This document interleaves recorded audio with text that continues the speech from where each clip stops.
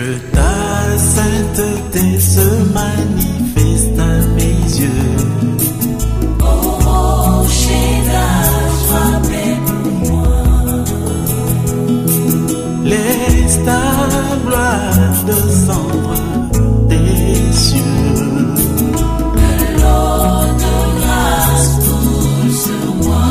Rassemblés devant ta majesté.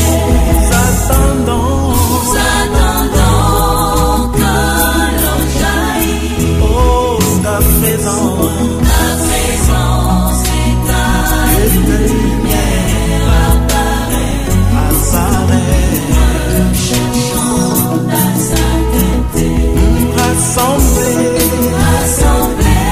devant ta majesté. Nous attendons que l'eau jaillisse. l'eau jaillit. Ta présence. Amen. Amen. Actes.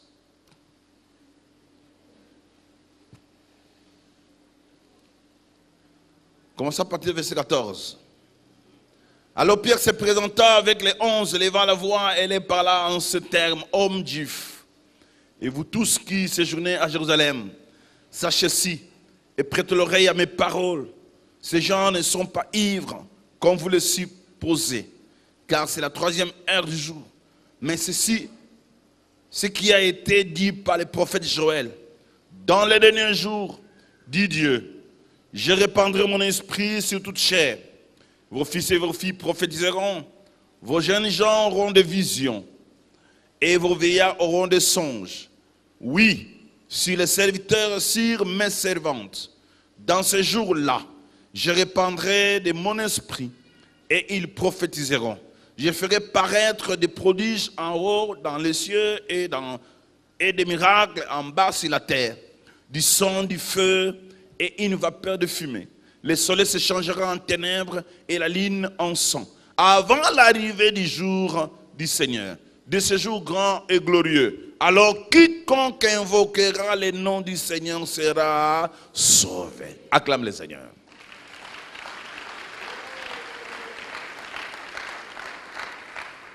Alors quiconque invoquera le nom du Seigneur sera sauvé. Seigneur, bénis ta parole dans nos cœurs. Bénis cela, notre Dieu. Bénis cette parole merveilleuse, puissante que tu nous envoies en ce jour de la Pentecôte.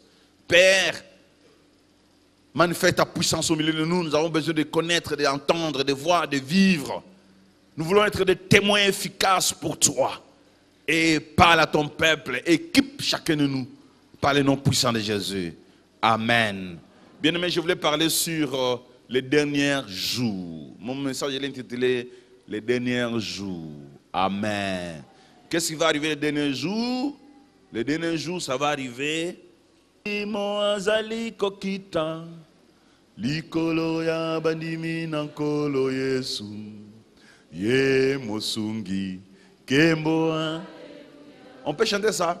Talamoli moazali kokita, likolo ya bandimi nankolo Yesu, ye mosungi. Encore une fois. Talamoli moazali kokita, bandimi nankolo Yesu, ye mosungi. Talamoli mo likolo ya bandimi nankolo Yesu, ye mosungi. Les derniers jours, dit Dieu, je répandrai mon esprit sur toute chair. Alléluia. Joël n'utilise pas les termes dernier jour. Joël utilise l'expression après cela. Et cette expression après cela, et cela me permet de vous dire que les derniers jours, ou dans ces jours-là, c'est cette expression que Joël utilise. Dans ces jours-là, Et c'est Pierre qui précise bien les derniers jours. Dans ces derniers jours, Dieu répandra son esprit sur toute chair. Alléluia. Les derniers jours, c'est quoi? Les derniers jours ont commencé avec la première venue de Jésus sur la terre. Quand Joël a parlé dans ces jours-là, Joël parlait de l'arrivée de Jésus. Dans ces jours-là, Dieu répandra son esprit. Parce qu'à l'époque de Joël, l'esprit n'était pas encore répandu. L'esprit était que sur 3 catégories de personnes. L'esprit était sur les prophètes, l'esprit était sur le roi et l'esprit était sur le souverain sacrificateur. Et tous les peuples n'avaient pas l'esprit de Dieu. Tous les peuples vivaient sans l'esprit du Seigneur. Alors Dieu a vu comment le chaos était en Israël par manque de l'esprit de Dieu dans les peuples. Alors il dit, en tout cas, les jours à venir, je changerai les méthodes de travailler. Alléluia. Je ne vais pas seulement donner mon esprit sur, c'était pas dans, mais sur les prophètes, sur les rois et les souverains sacrificateurs. Là, Dieu dit, je répandrai mon esprit sur toute chair. Et l'esprit serait dedans et tout autour. Amen. C'est ce que Jésus a dit, que vous recevez le Saint-Esprit. Il sera en vous. Nous, le Saint-Esprit est en nous. Donc, les derniers jours ont commencé de l'arrivée de Jésus, la première venue de Jésus. Quand je parle de la première venue, il y a encore la deuxième venue. Les derniers jours prendront fin au retour de Jésus. Donc, dès sa venue, dès sa naissance, il a vécu sur la terre, il a souffert, il est mort, il est ressuscité, il est allé chez les pères. Nous sommes tous dans les derniers jours. Et les derniers jours, nous sommes là jusqu'à aujourd'hui. Pendant que je suis en train de parler, nous sommes dans les derniers jours. Et les derniers jours continuent jusqu'à ce que Jésus reviendra sur la terre. Quelqu'un peut dire bien Amen. Donc vous devez être au courant. Vous devez savoir que nous vivons les derniers jours. Les derniers jours sont là. Et la date où les derniers jours prendront fin, nous connaissons ça très bien. C'est le retour de Jésus. Il revient quand? Je ne sais pas. Est-ce que si ce soir? Je ne sais pas s'il va revenir ce soir. Est-ce qu'il revient demain? Est-ce qu'avant la fin de l'année? Je ne sais pas. Mais je sais que Jésus revient bientôt. Donc nous disons, les derniers jours, c'est une période de temps à partir de la première venue de Jésus-Christ jusqu'à sa seconde venue. Alors, durant cette période-là, Dieu dit, durant cette période, je répandrai mon esprit. Et la Pentecôte, quand Jésus est mort, il est ressuscité. Il est allé au ciel. Il a promis à ses disciples, je vous enverrai ce que mon Père a dit. La descente du Saint-Esprit à la Pentecôte, c'était pour équiper les disciples de devenir les moissonneurs. Parce que la fête de la Pentecôte, c'est la fête de la moisson. C'est la fête de la récolte. Il a voulu que ses disciples aient la puissance pour aller récolter. Récolter quoi? Les âmes gagnées. Les âmes, les personnes qui ont donné leur vie à Christ. Les gens qui sont prêts de recevoir Jésus, de quitter le camp du diable, de venir dans le camp du Seigneur. Alors les gens qui peuvent aller leur parler afin qu'ils quittent, c'était les disciples. Pour cela, il faut les équiper du Saint-Esprit. Alléluia. Joël a parlé de cela, ça faisait à 830 avant Jésus. 830 avant Jésus. Pierre parla de ça 33 après Jésus. Voyez les temps. La promesse a été donnée et ça a été confirmé 800 ans après. Alléluia. Alors la promesse de Dieu demeure, même si ça traîne, attendez-la. Même si vous ne voyez pas ça encore, attendez là. Ce que Dieu a dit est vrai et sera finalement touchable. Ne vous découragez pas parce que ça traîne. Ce n'est pas la parole d'un homme, c'est la parole de Dieu. Quand Dieu parle, il ne changera jamais. Il respecte ses paroles. 800 ans après, ce que Joël a dit, c'est accompli. Acclamons le Seigneur.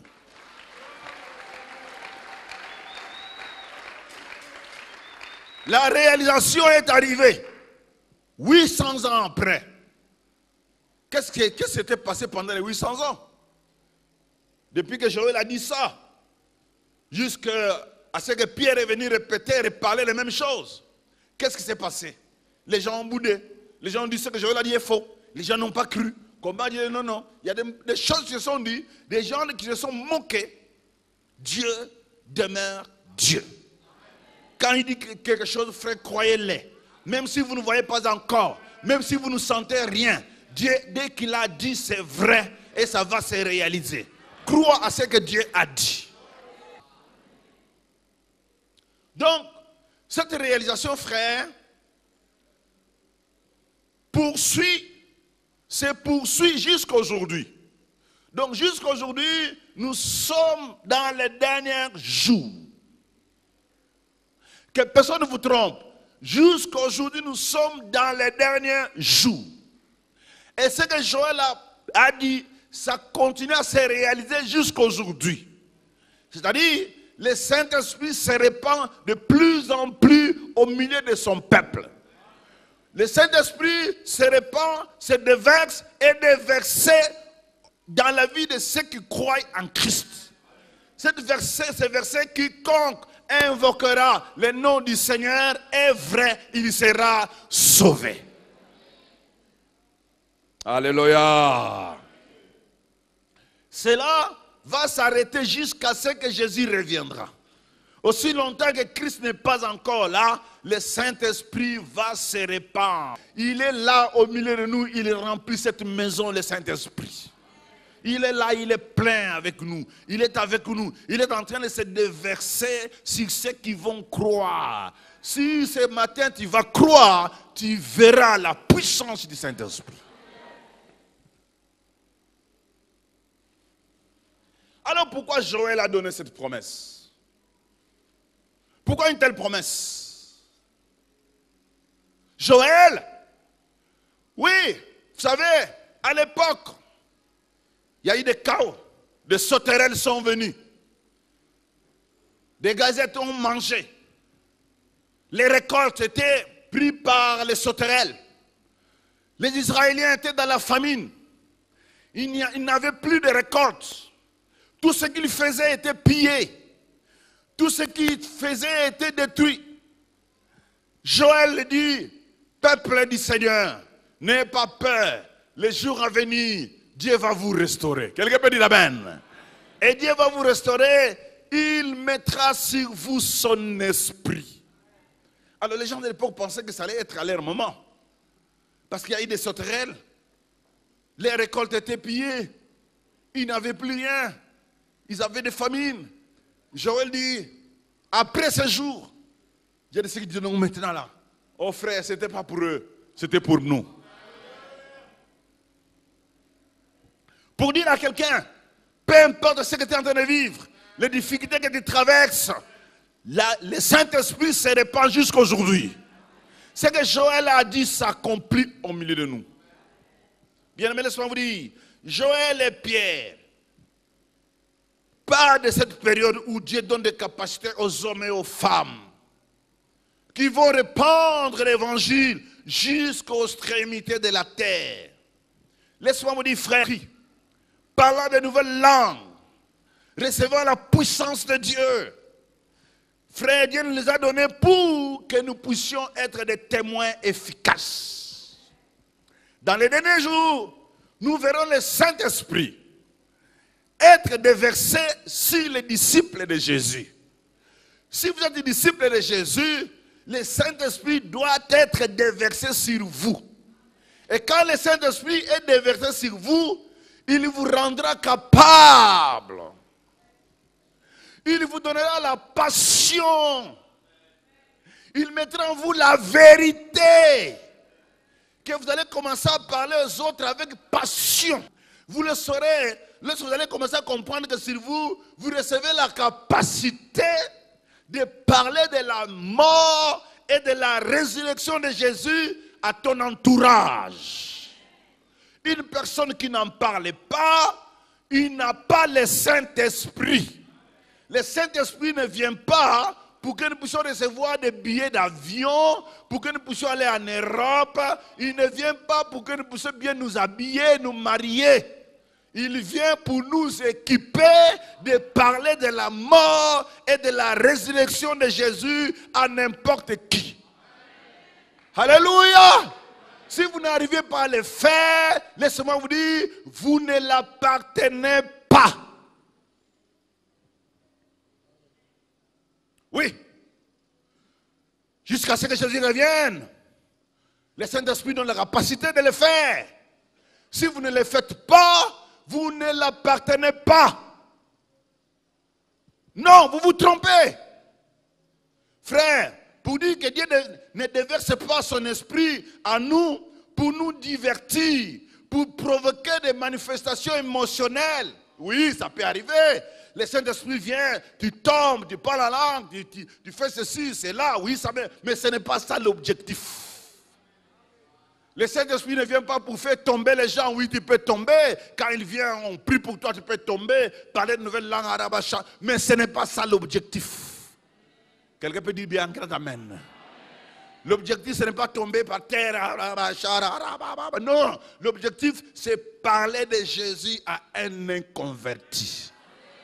Tu peux tomber, te rouler par terre comme tu veux, mais si tu ne parviens pas à parler de la mort et de la résurrection de Jésus à quelqu'un, et prendre quelqu'un de l'enfer, l'amener dans le cieux, c'est faux. Cette manifestation est fausse. Alléluia. Oui, ça peut arriver occasionnellement. Des manifestations émotionnelles. Oui, ça peut arriver. Et ça arrivera aussi à ce culte. Oui, mais ce n'est pas ça l'objectif. L'objectif, c'est dépeupler l'enfer et enrichir les ciels. Depuis que tu es là, l'année a commencé. Avez-vous déjà gagné une âme pour Christ? Sinon, tu es un faux chrétien. Un faux. Tu te trompes. Tu ne connais pas Christ. Tu ne peux pas faire tant de mois, 5 mois, sans parler de ton Seigneur à quelqu'un. Vous avez déjà vu ça où? Voyez les gouvernants du monde, comment ils parlent de leur chef. Ils parlent de leur chef quand? 6 mois après? Comment? Chaque jour, ils parlent de leur chef. Mais vous avez un chef spirituel, un chef puissant, un chef invisible. Vous êtes incapable de parler de lui aux hommes. Et vous dites qu'il est ton chef. Il n'est pas ton chef. Vous vous trompez. Alléluia. Frère, Dieu déverse son esprit sur nous pour que nous soyons des témoins audacieux. Des témoins audacieux pour Christ. Tout autour de moi, je ne peux pas laisser un inconverti. Il doit devenir disciple de Jésus. Si et si, moi, j'invoque Jésus. Si et si, j'invoque Jésus. Toute personne qui sera en contact avec moi, il écoutera l'évangile. Alléluia. Oui, frère. Et pour cela, on va le faire jusqu'aux extrémités de la terre. Mais il y a des priorités. Frère, nous sommes au dernier jour, qui ont commencé depuis 2000 ans. Et nous nous approchons du retour de Jésus. J'ai dit, nous sommes au dernier jour, qui ont commencé depuis 2000 ans. Et nous nous approchons du retour de Jésus. Combien de hommes a-t-il amené à Christ?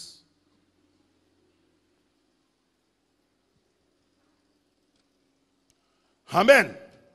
Les derniers jours, sont caractérisés de deux choses, de deux moments. Les deux caractéristiques des derniers jours. Et c'est ici que tu comprendras, tu vis de quel côté dans les derniers jours. Les derniers jours a des moments. Premier moment du dernier jour, c'est le moment de gloire. Deuxième moment du dernier jour, c'est le moment de douleur. Une partie de la lumière et une partie de ténèbres. Joël en parle, Paul en parle, Pierre en parle plutôt. Dans le verset 17-18 de Pierre, vous découvrez des moments de gloire de dernier jour, des moments de lumière. Je répandrai mon esprit sur toute chair. Vos fils et vos filles prophétiseront.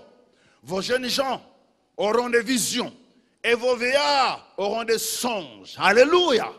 Ça, c'est le moment de gloire des derniers jours. C'est le moment de lumière des derniers jours. Cette partie du dernier jour, caractérisée par les fusions du Saint-Esprit, sur toutes sortes de personnes. Donc dans les derniers jours, il y a des moments où toute personne qui croirait en Christ aura le Saint-Esprit sur lui et le Saint-Esprit va l'équiper pour devenir disciple, pour devenir témoin audacieux. Et c'est là sur toutes sortes de personnes. Toutes sortes de personnes, hommes, femmes, jeunes, vieux, serviteurs, servantes. Toutes personnes. Les gens qui seront avec Dieu pendant les derniers jours seront revêtus de la puissance du Saint-Esprit. Ils seront revêtus de la puissance du Saint-Esprit. Les disciples de toutes sortes seront saisis par le Saint-Esprit jusqu'à ce qu'ils verront la grandeur de Jésus. Dans les derniers jours, ceux qui marchent avec Jésus, ceux qui invoquent le nom de Jésus, seront revêtus de la puissance pour qu'ils soient audacieux. Les disciples de Jésus, dans les derniers jours, ils suivront les buts de Jésus. Et ils parleront de l'objectif de Jésus avec audace. Le but de Jésus n'est pas là pour nous donner de l'argent. Dieu, quand il a appelé Moïse, il n'a pas donné à Moïse de l'argent. Il a donné à Moïse le Saint-Esprit. Quelqu'un peut dire Amen. Voilà. Il n'a pas donné de l'argent. Quand Jésus a appelé ses disciples, les 12, ce n'est pas de l'argent de l'or que Jésus les a donné. Quand Pierre disait au paralytique, ce que j'ai, je te le donne. Il avait quoi? Combien de millions de dollars qu'il avait dans sa poche? Alléluia! Ce que j'ai, il avait quoi? La puissance du Saint-Esprit. Frères, laissons cette affaire de nous distraire. Cherchons la gloire de Dieu. Toutes ces choses nous suivront derrière. Toutes ces choses nous suivront. Il y a une partie de gloire dans les derniers jours. Il y a une partie qui brûle, une partie brillante dans les derniers jours. Il y a une partie où les hommes qui seront dans ce moment-là, ils seront audacieux de parler de la mort et de la résurrection de Jésus à n'importe qui et à n'importe où. Alléluia! Oui, les derniers jours, c'est la Pentecôte est venue. La Pentecôte est venue. C'est quoi la Pentecôte? Laisse-moi donner une petite définition de la Pentecôte. La Pentecôte signifie l'Esprit de Dieu sur toute chair. Dites avec moi, la Pentecôte, c'est l'Esprit de Dieu sur toute chair. Très timide. Les pentecôtistes ne sont pas comme ça. Dites au frère qui est à côté. La Pentecôte, c'est l'Esprit de Dieu sur toute chair. Le Saint-Esprit vient pour nous rendre audacieux. Parlez ça avec audace. La Pentecôte, c'est... Alléluia. Je cherche quelqu'un qui va parler plus fort que l'autre. La Pentecôte, c'est quoi? La Pentecôte, c'est l'Esprit de Dieu sur toute chair. Acclame le Seigneur. Alléluia. C'est quoi la Pentecôte? Plus fort. C'est l'Esprit de Dieu sur toute chair. Acclame le Seigneur pour cela. Oui, c'est la Pentecôte. C'est l'Esprit de Dieu sur toute chair. L'Esprit de Dieu sur quiconque invoquera le nom du Seigneur. L'Esprit de Dieu sur quiconque invoquera le nom du Seigneur. Est-ce qu'il y a quelqu'un qui invoque le nom de Jésus ici? Non, non, non, non, je ne te vois pas. Est-ce qu'il y a quelqu'un qui invoque le nom de Jésus ici? Si tu l'invoques, crie plus fort que l'autre. Alléluia! Est-ce qu'il y a quelqu'un qui invoque le nom de Jésus ici? Alors celui qui invoque le nom de Jésus sera... Une personne sauvée, il manifeste ça dans sa joie. Celui qui invoquera le nom de Jésus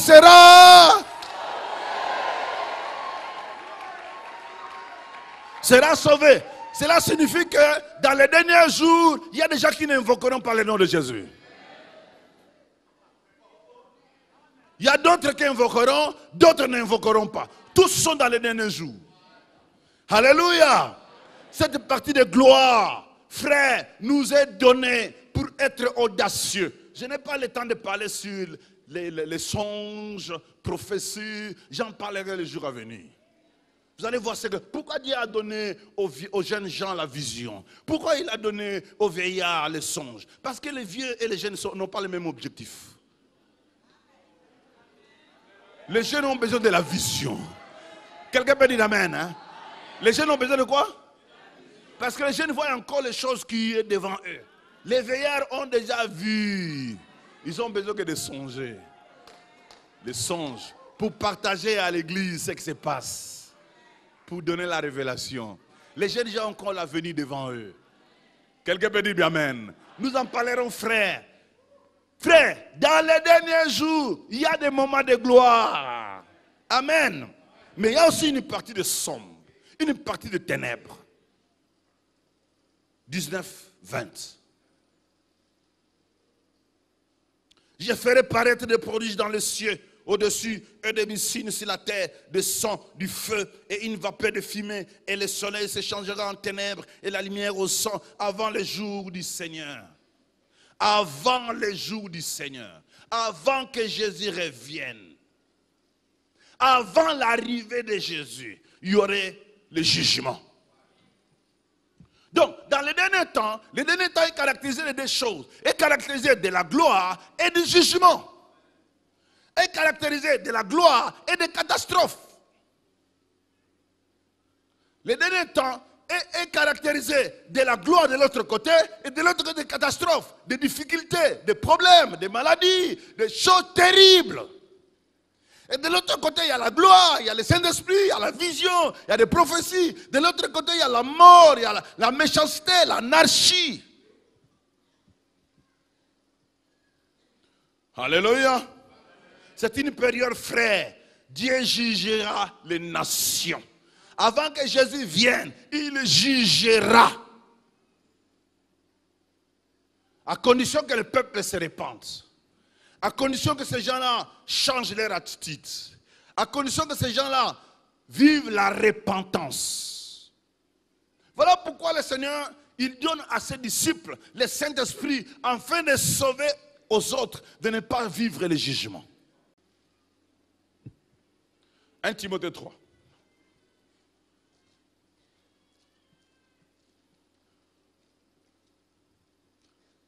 Timothée 3. Sache que dans les derniers jours, il y aurait des temps difficiles, car les hommes seront égoïstes, amis de l'argent, fanfarons, hautains, blasphémateurs, rebelles à leurs parents, ingrats, irreligieux, insensibles, déloyaux, calomniateurs, intempérants, cruels, ennemis des gens de bien, traîtres, emportés, enflammés d'orgueil. Toujours dans les derniers jours. Dans les derniers jours, il y a un groupe rempli du Saint-Esprit, il y a un groupe qui a de la vision, il y a un groupe qui a des songes, il y a un groupe qui prophétise, il y a un groupe rempli du Saint-Esprit, il y a un groupe plein du Seigneur. Et dans les mêmes derniers jours, il y a un groupe fanfaron, il y a un groupe méchant, il y a un groupe hautain, il y a un groupe rebelle, il y a un groupe qui vivront dans l'anarchie.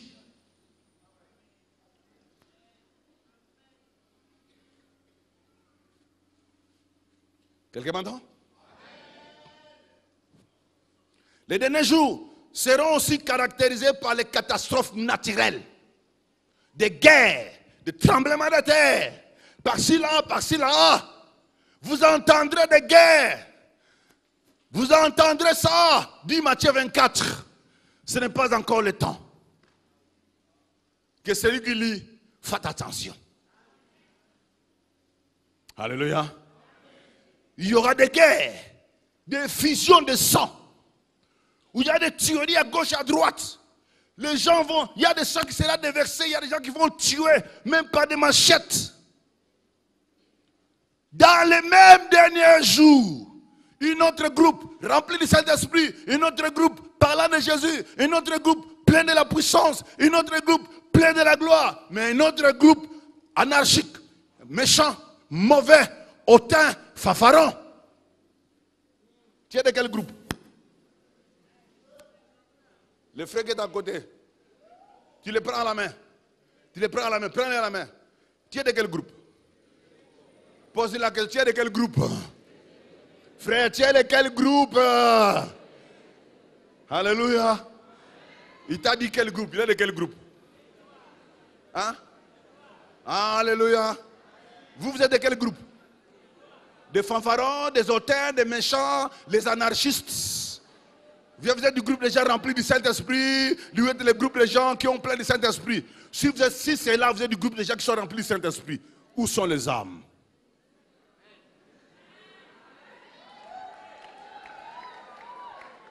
Qui te suit? Qui t'a déjà accepté comme modèle? Qui? Vous savez, l'amitié à la base d'argent, c'est une fausse amitié. Les vrais amis, c'est à la base du comportement.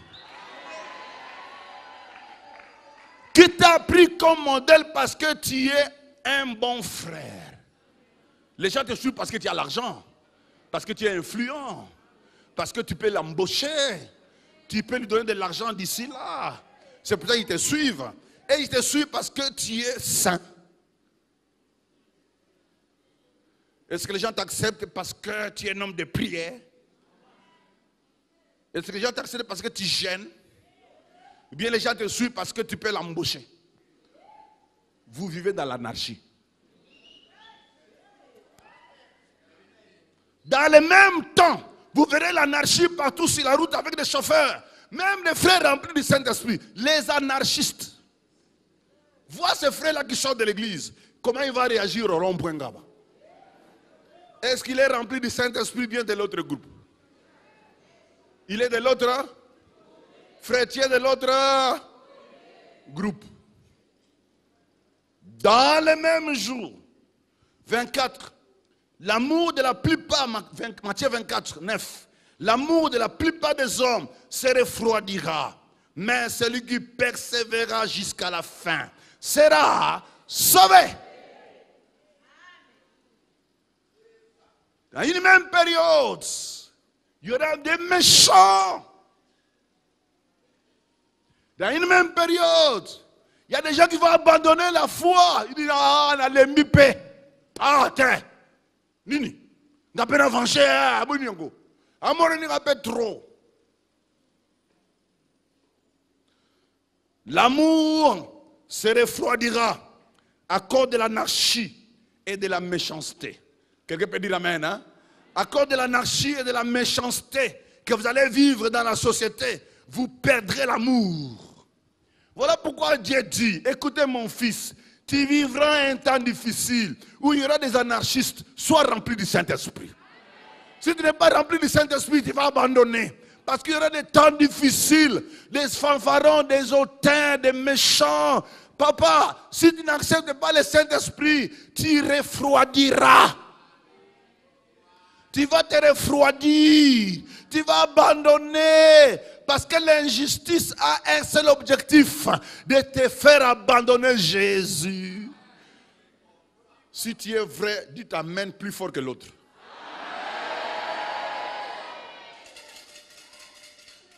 Tu sais pourquoi tu vis l'injustice? C'est pour que tu abandonnes la foi.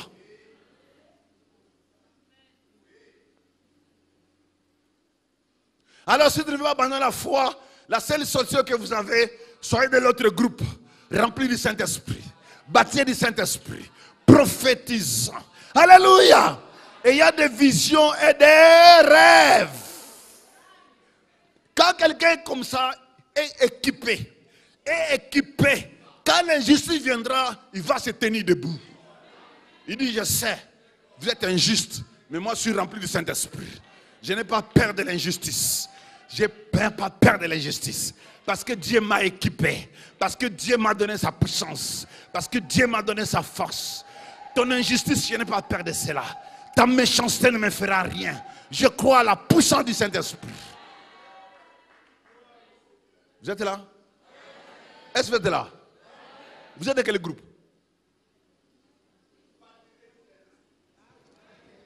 Vous êtes de quel groupe? Donc les derniers jours est fait de deux groupes de personnes. D'autres auront la passion pour Jésus. D'autres auront la passion pour Jésus. D'autres vivront l'anarchie et la méchanceté. Tu abandonneras. Tu lâcheras. Tu vas basculer de l'autre côté. Le côté des méchants. Tu vas basculer du côté des anarchistes. Les derniers jours, il faut tenir. On tient que par le Saint-Esprit. Les derniers jours, les deux choses vont marcher ensemble. Le jugement et la grâce vont marcher de pair. Il y a la grâce de ce côté, il y a la méchanceté de l'autre côté. Il y a la grâce ici, il y a l'anarchie ici. Il y a la grâce ici, il y a les orgueilleux ici. Il y a la grâce ici, il y a la méchanceté ici. Il y a la grâce ici, il y a les hautains aussi. Ça marche. La grâce est là, les hautains sont là. La grâce est là, les méchants sont là. La grâce est là, les pilleurs sont là. Tout dépend de toi. Alléluia. C'est pour cela que le verset 21 dit, quiconque invoquera le nom du Seigneur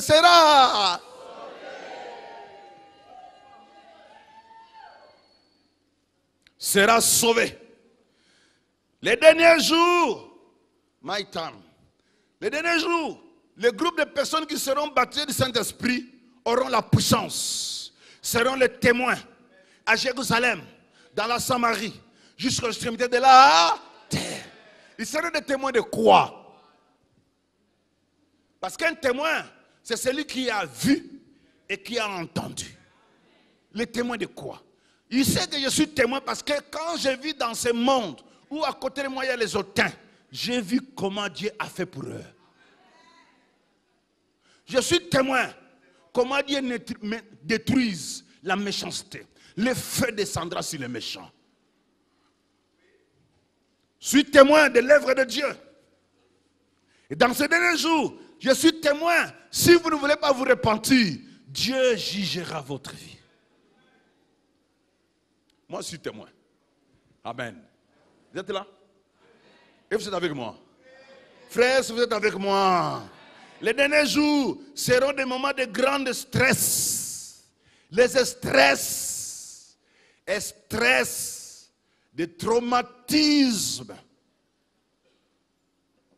Les derniers jours seront mélangés. Il y a des jours de témoignage, de puissance. Il y a des jours aussi de calamité. Dans les derniers jours, les témoignages seront là. La puissance sera là. Et la calamité sera aussi là. Les difficultés seront là. Les temps seront difficiles. Les méchants vont multiplier des stratégies. Et si vous ne voulez pas dire, Seigneur, le temps est dur, j'ai besoin de ton esprit. Baptise-moi, Seigneur.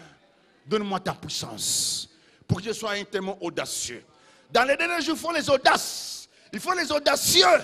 Parce que si vous n'êtes pas audace, vous serez écrasés.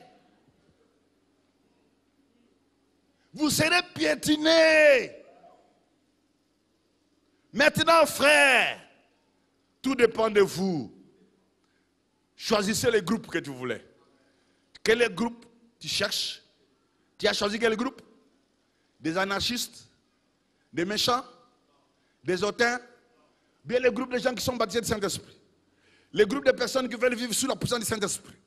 Les groupes de personnes qui veulent vivre sous la puissance de Dieu. Qui ne comptent pas sur les efforts. Quel est ton groupe? Frère, la frère qui est à côté là, dis-le, quel est ton groupe? Tu es de quel groupe? Amen. Tu es de quel? Tu es de quel groupe, frère? Mais laissez-moi vous dire, je vous exhorte d'être un groupe de gens qui sont baptisés dans le Saint-Esprit. Parce que la promesse est pour tout le monde. La promesse ne tient pas compte de l'indignité. Non, il ne faut pas dire que moi je suis indigne. Je suis de ce groupe-là des méchants. Je suis de ce groupe-là. Dieu dit, si tu te répands, la promesse sera pour toi. Le Saint-Esprit est déversé sur toute personne qui est faible, qui se sent faible, qui dit Seigneur, je suis faible. Toute personne qui est prête de lutter contre les péchés. Seigneur, je mène un combat contre les péchés. Aide-moi. La promesse est déversée sur toute personne qui pense qu'il doit quitter le mal. Dieu ne dit pas ici, j'ai déversé mon esprit sur des bonnes personnes. Il dit, j'ai déversé mon esprit sur toute. Quelqu'un m'entend? Il a choisi combien de personnes? Quelle catégorie de gens qu'il a choisi là-bas? Il n'a pas choisi de catégorie. J'ai déversé mon esprit sur toute chair. Même si tu es pécheur, même si tu es méchant, même si tu vis dans les choses comme ça, si tu décides de quitter, le Saint-Esprit sera déversé sur toi. Et tu quitteras. Amen. Amen. Dieu répand son esprit pour nous aider à marcher avec lui dans ces derniers jours où les anarchistes multiplient les efforts. Ils étudient comment tromper encore. Les méchants sont assidus dans la méchanceté. Ils cherchent comment dribbler encore. Frère, laisse-moi te dire, toi tu ne veux pas étudier la parole de Dieu. Les méchants étudient comment dribbler, comment tromper, comment vous renverser. Les méchants étudient ça. Voilà pourquoi vous devez étudier la parole de Dieu pour savoir comment les intercaler, comment les refouler, comment les résister, comment les mettre dehors. Alléluia.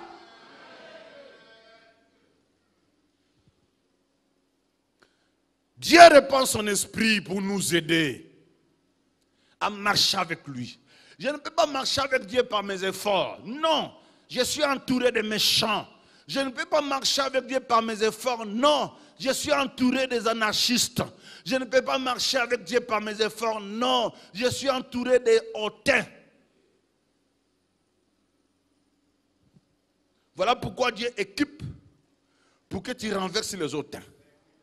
Tu leur prêches l'évangile, il vient de notre camp. Pour qu'il vienne de notre groupe. Quelqu'un m'entend pour dire Amen? Quelqu'un là pour dire Amen? Et qui a nos têtes.